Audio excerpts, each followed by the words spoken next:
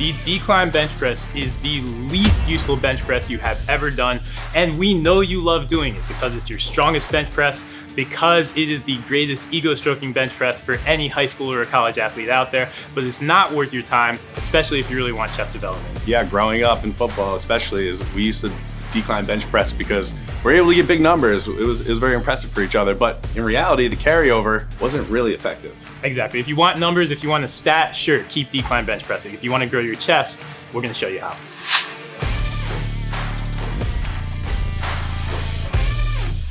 Reason number one to not think about the decline press, the whole myth of the decline press and the fact that you really need to train your lower chest in general. A lot of guys are in the gym doing it because they think they need to focus on their lower chest. They think it's the answer to fixing man boobs.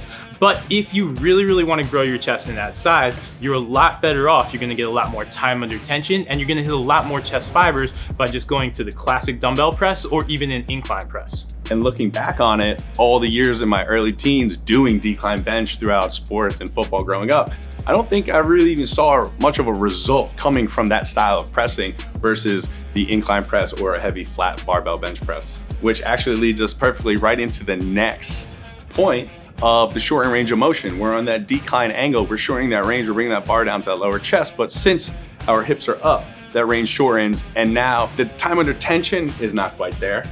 The load will definitely be there, but we're not holding it long enough for a long-lasting effect. Exactly, you're working in such a low angle, like you said, that we're just not gonna get enough time under tension to really develop our chest. You want that time under tension, and you want to, when you lift heavy weights, face those weights for a while. You don't get to do that when you're working with that smaller range of motion, but at the same time, you're going heavy, which leads right into our third reason. When we're going to that super ego stroke decline press, where we're going incredibly heavy and trying to get some number that we have for later, we're doing it from a position that's really inviting a lot of internal rotation. We always want to avoid this inverted W position to sort of protect our shoulders and protect our rotator cuffs.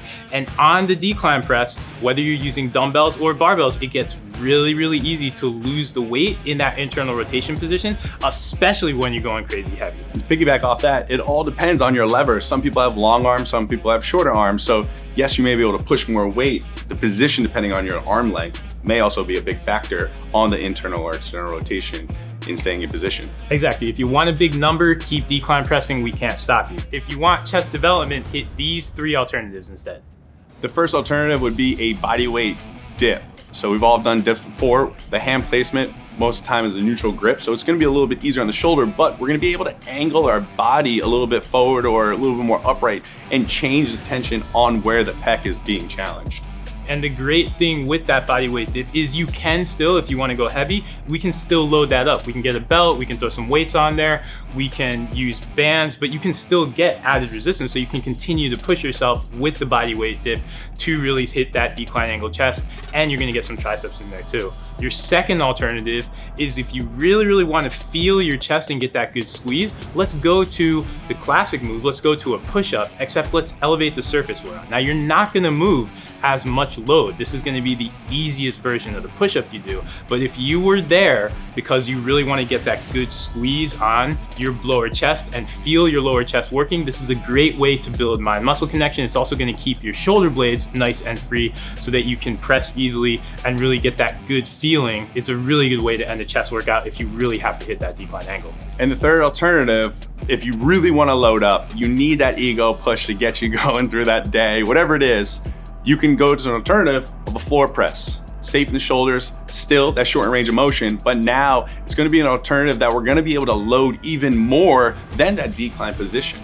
Exactly, you get to load that more than the decline position, but we're still not in that position that's going to invite all that internal rotation, and we're still working an angle of our chest. We're working our most natural pushing pattern, which means, as Matt said, you're gonna be as powerful as you can be on it. We wanna be powerful when we're benching, and we basically wanna do any bench press option other than the decline press. So get these three alternatives in your workout, cut the decline press. Even if you're telling people you have a smaller bench press number, you'll have a bigger chest to prove it.